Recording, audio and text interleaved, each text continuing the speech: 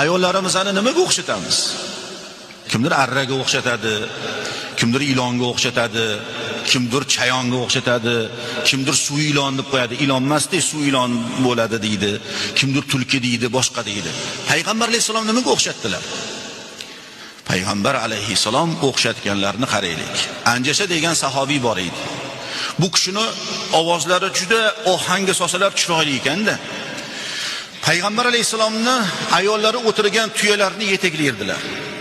Shunda u kishini Anjashani ovozlarini mayilligiga, xirgoyilariga tuyalar ham oyoqlarini tashashi o'zgarib ketib qolar ekan.